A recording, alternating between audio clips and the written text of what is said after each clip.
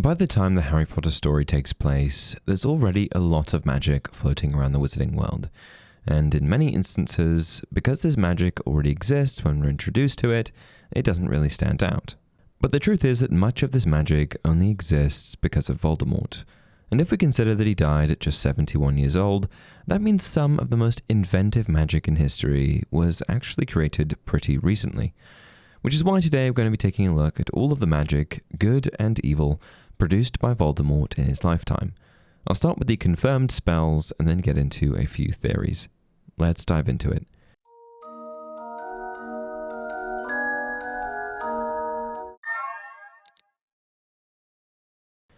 Hey everyone, welcome to another installment of Harry Potter Theory.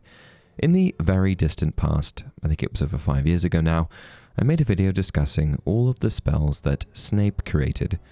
And what immediately struck me when compiling spells for Voldemort's list was how much Snape was able to achieve.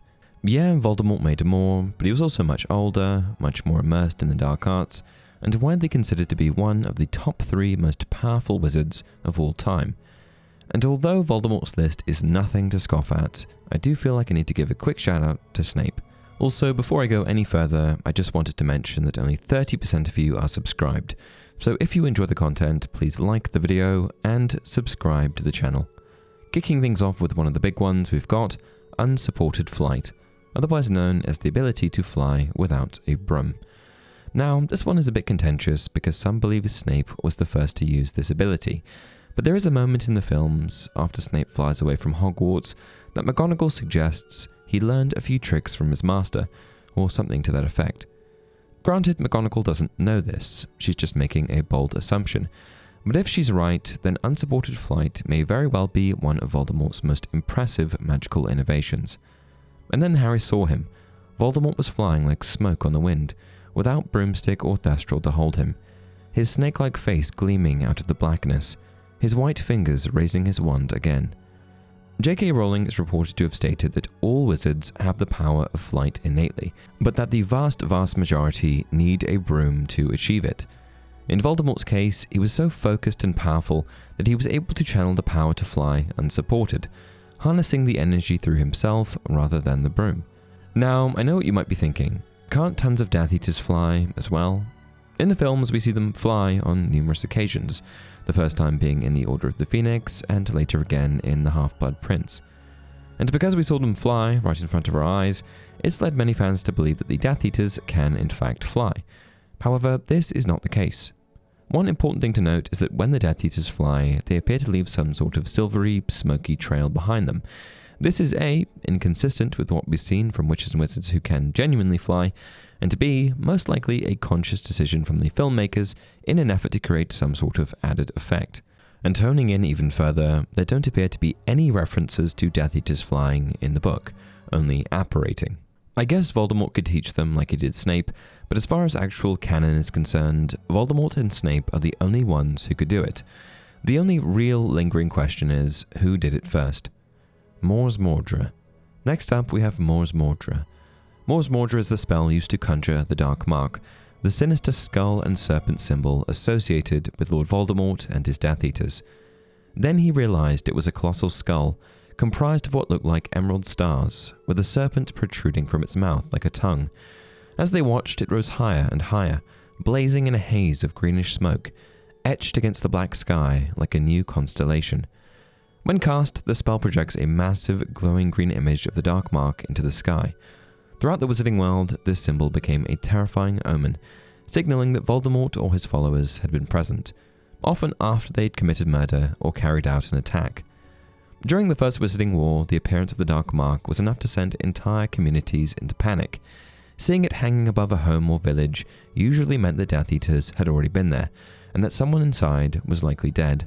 You-Know-Who and his followers sent the Dark Mark into the air whenever they killed. The terror it inspired, you have no idea. You're too young. Just picture coming home and finding the Dark Mark hovering over your house, and knowing what you're about to find inside. Everyone's worst fear. The very worst. In other words, Mors Mordre was Voldemort's best tool for psychological warfare, a symbol deliberately designed to spread fear throughout the wizarding world. Dark Mark Tattoo. Piggybacking off of the last spell, we have the Dark Mark Tattoo. While Mor's Mordra was used to project the Dark Mark into the sky, Voldemort also used the same symbol to brand his followers directly. Each Death Eater bore the Dark Mark on their inner left forearm, a permanent magical tattoo that served as both a sign of loyalty and a method of communication. When Voldemort pressed his finger to the mark on one of his followers, the tattoo would burn intensely, signaling to the others that they were being summoned. Feeling the burn, Death Eaters could then apparate to his side. Interestingly, the mark was also linked directly to Voldemort's own strength. After his downfall in 1981, the marks on his followers faded and became faint, but as he slowly returned to power, they began to darken again, eventually regaining their full color once he was restored to his body. The Dark Mark could also work in reverse. By pressing their own mark, a Death Eater could signal Voldemort and attempt to summon him. And unlike many magical effects, the Dark Mark was permanent. Even after Voldemort's final defeat, the mark never completely disappeared. It simply faded into a scar, leaving a lasting reminder of the wizard who created it. Possession. Also known in other magical universes and existing as an independent concept, possession is a form of dark magic in which a wizard's soul or consciousness enters another living being and takes control of their body.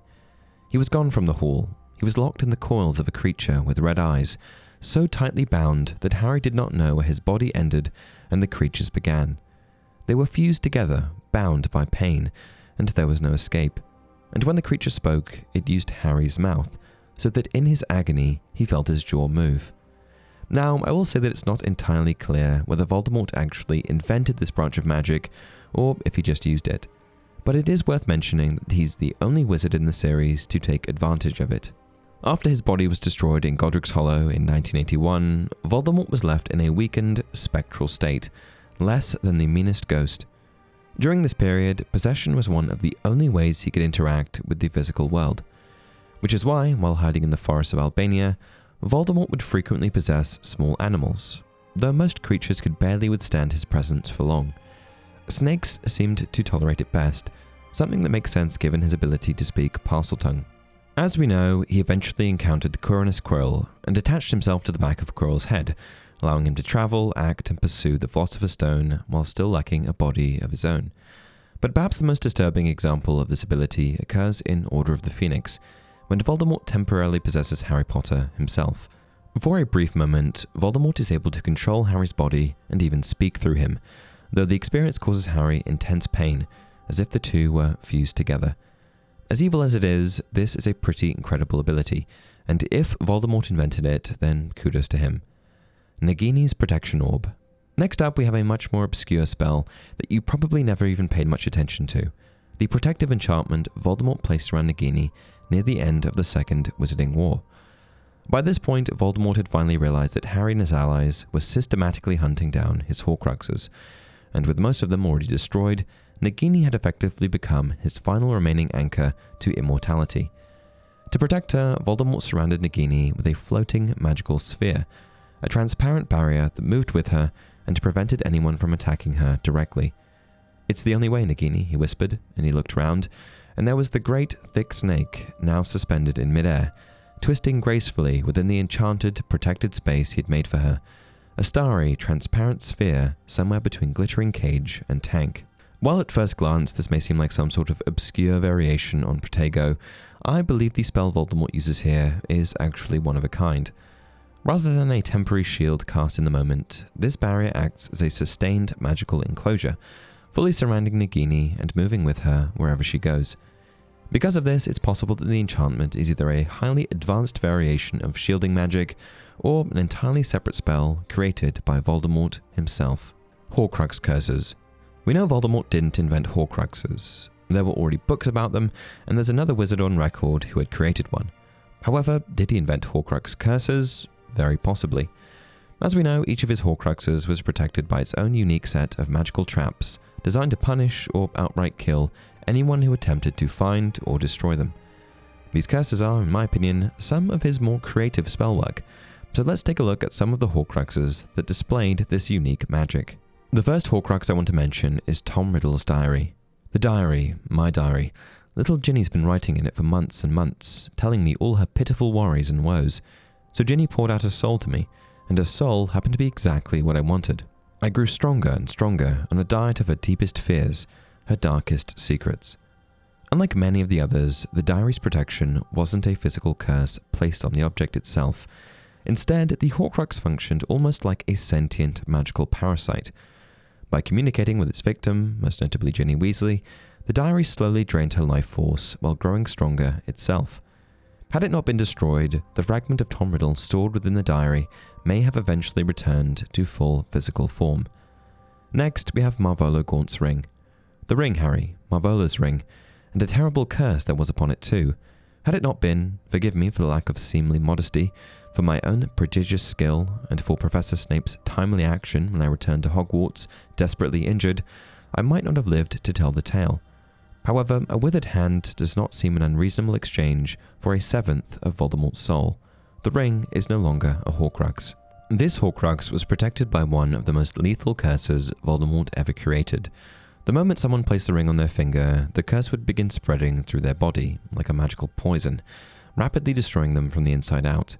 Even the combined efforts of Dumbledore and Snape was unable to fully counter the spell, and the curse ultimately sealed his fate. Then there's Salazar Slytherin's locket.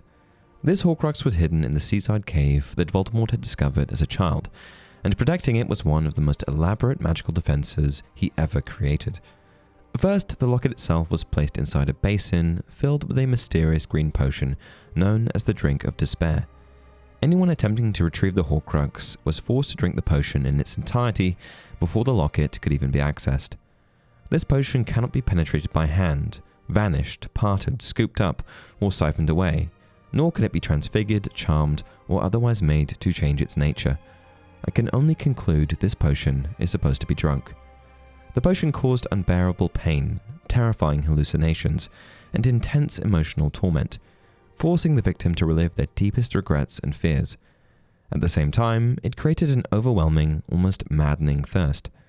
And if by some stroke of luck the victim managed to leave the cave with the Horcrux, the locket itself had another layer of protection.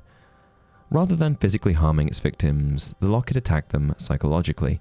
Anyone who wore it for an extended period found their worst emotions amplified: fear, anger, jealousy, and resentment.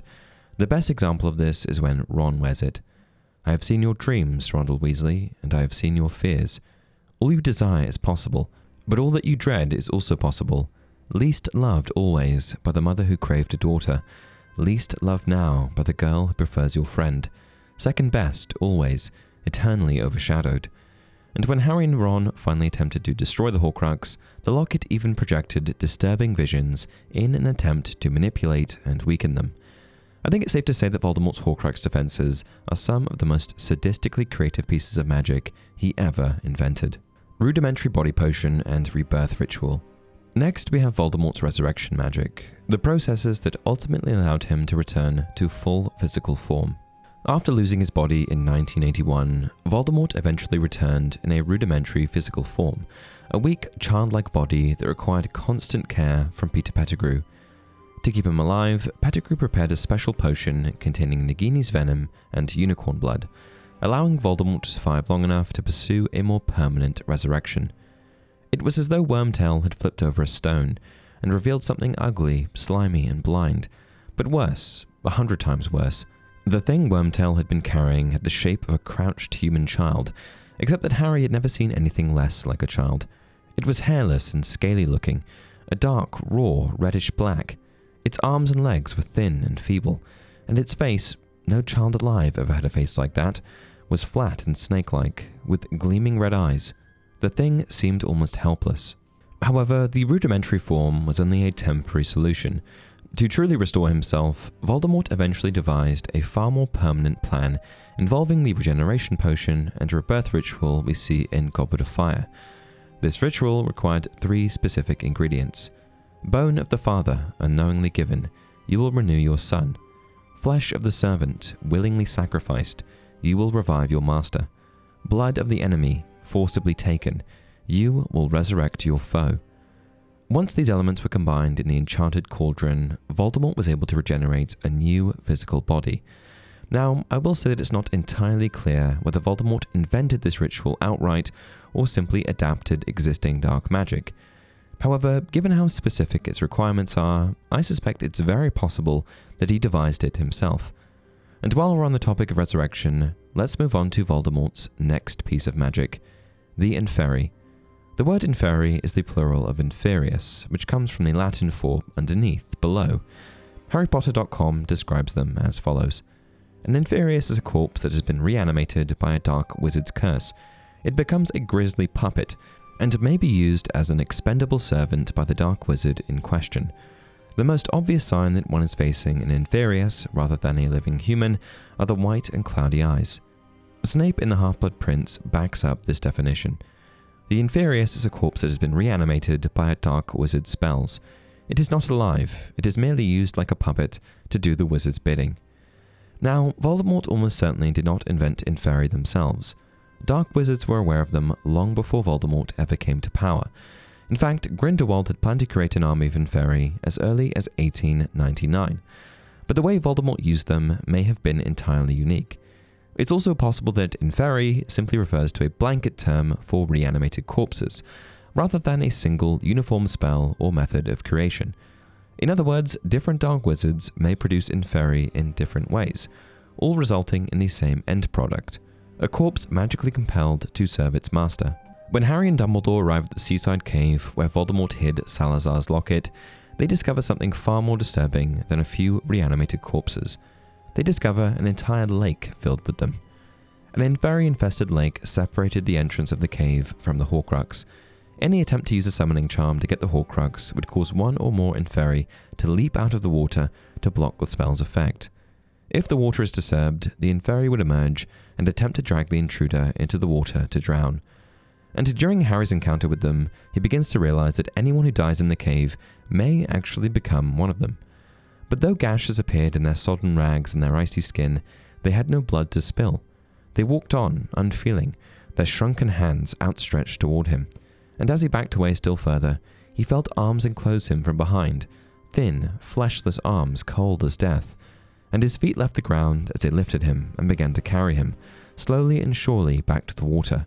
And he knew there would be no release, that he would be drowned, and become one more dead guardian of a fragment of Voldemort's shattered soul. By this logic, Voldemort didn't just add himself to the list of wizards who reanimated corpses. Instead, he may have created an entire system for producing them automatically. To me, this suggests something far more elaborate than a simple reanimation spell. It implies that Voldemort may have devised and placed a large-scale curse over the cave itself, one that binds the dead to the environment and converts them into inferi after death. In other words, rather than manually creating each inferius one by one, Voldemort may have transformed the entire lake into a self-sustaining dark magical trap, one capable of continually adding new guardians to the Horcrux's defense. And if that's the case, then Voldemort didn't just raise inferi, he re-engineered the very process by which they're created. Silver Hand. Next up, we have the enchanted silver hand that Voldemort gave to Peter Pettigrew. After Pettigrew cut off his own hand during Voldemort's resurrection ritual in Goblet of Fire, Voldemort appeared to reward his loyalty by giving him a magically conjured replacement, the silver hand in question. And while at first glance the replacement appeared to be little more than a magically enhanced replacement limb, we later find out that Voldemort, being Voldemort, ensured that the gift came with a very specific condition. The hand was cursed. For most of the series, the silver hand appears to function normally, but in Deathly Hallows, we finally see the true purpose of the enchantment. His eyes had slid from Harry's face to something else. His own silver fingers were moving inexorably toward his own throat. No, without pausing to think, Harry tried to drag back the hand, but there was no stopping it. The silver tool that Voldemort had given his most cowardly servant had turned upon its disarmed and useless owner. Pettigrew was reaping his reward for his hesitation, his moment of pity. He was being strangled before their eyes. No! Ron had released Wormtail too, and together he and Harry tried to pull the crushing metal fingers from around Wormtail's throat, but it was no use. Pettigrew was turning blue. Relatio, said Ron, pointing the wand at the silver hand, but nothing happened. Pettigrew dropped to his knees, and at the same moment, Hermione gave a dreadful scream from overhead. Wormtail's eyes rolled upward in his purple face. He gave a last twitch and was still.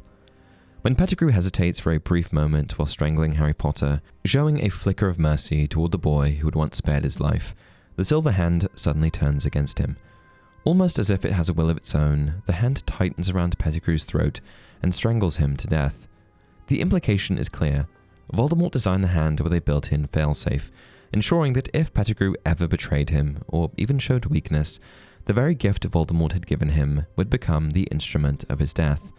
I haven't seen any other magic that mimics this in the series, and a silver hand feels awfully specific, so I'd be willing to bet that this magic is a Voldemort original. Taboo curse. You probably, I really hope you noticed as soon as the first book that people refer to Voldemort as he who must not be named, or you know who. And this is down to one powerful piece of magic, the taboo curse. This is another spell that's a little unclear. In the wizarding world, taboo magic appears to be widely known, but because that knowledge is already so commonplace by the time the series begins, it's difficult to determine whether Voldemort actually created the spell or simply adapted an existing piece of magic. Harry, no! The name's taboo. I told you, Harry, I told you. We can't say it anymore. We've got to put the protection back around us, quickly. It's how they find. The taboo curse has a simple function. It designates a word as a key to revealing the speaker's location. It's speculated that Voldemort placed a taboo curse on his name sometime in 1997. This meant that after that point, whenever his name was uttered, it would alert Death Eaters and Snatchers to the location of the speaker. As the only people who dared to say Voldemort's name at the time were members of the Order of the Phoenix, this made finding their enemies very easy. No, sorry, but the name's been jinxed, Harry. That's how they track people. Using his name breaks protective enchantments. It causes some kind of magical disturbance. It's how they found us in Tottenham Court Road. It was only people who were serious about turning up to him, like Dumbledore, who even dared use it. Now they've put a taboo on it. Anyone who says it is trackable. Quick and easy way to find Order members. Now the question is, did he invent it? One interesting detail worth noting is that when the taboo first appears, no one seems to understand how it works. Members of the Order and others resisting Voldemort are initially confused about how the Death Eaters are able to track them down so quickly. In fact, it takes some time before they realize that simply speaking Voldemort's name is what's revealing their location. The fact that this mechanism caught even experienced witches and wizards off guard suggests that the spell may not have been widely known, or at the very least that Voldemort had modified it in a way that no one had seen before. If that's the case, then Voldemort didn't just place a taboo on his name. He may have invented, or at least significantly improved, the spell itself, turning a simple magical concept into a powerful surveillance tool. The Dada Curse. I almost forgot this one and had actually finished wrapping up the recording, but no list of Voldemort spells is complete without it. Now, this one's a bit different from some of the others on this list because it's not tied to an object or a person, it's tied to a position. After leaving Hogwarts, Tom Riddle returned to the school and applied for the Defense Against the Dark Arts teaching job, but when Dumbledore refused him, things changed. From that point onward, no one was able to hold the position for more than a year. You see, we have not been able to keep a Defense Against the Dark Arts professor for more than a year since I refused the post to Lord Voldemort. Now, it's never outright stated that Voldemort cast a specific spell, but the implication is pretty clear. The position is jinxed. And when you look at what happens to the teachers year after year, it starts to feel less like coincidence and more like something deliberate. Quirrell dead, Lockhart memory wiped, Lupin forced to resign, Moody kidnapped, Umbridge attacked, Snape gone after 1 year. It just keeps happening. So if this was really Voldemort's doing, then what he managed to do here is actually kind of insane. This isn't a curse placed on a person or even an object. It's a curse placed on a position, something abstract, something that constantly changes hands. And yet, despite that, the outcome remains exactly the same every single time. Year after year, no matter who takes the job, no matter how qualified they are or what circumstances they're in, they never last more than a year. This suggests a level of magic that's so nuanced and intricate, it may be some of the most complex we've ever seen before. The curse doesn't operate in a single predictable way.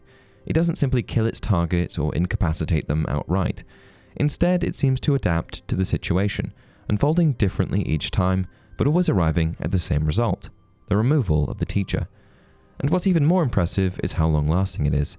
This isn't a spell that needs to be maintained or reinforced. It's something that continues to function in the background for decades, quietly influencing events without any direct input from Voldemort himself, and I think it's one of the best testaments to his level of power. And that about sums up all the spells and curses I could think of. If I missed any, please do let me know in the comment section below. Also, if you enjoy the content, please like the video and subscribe to the channel. Until next time, remember, it does not do to dwell on dreams and forget to live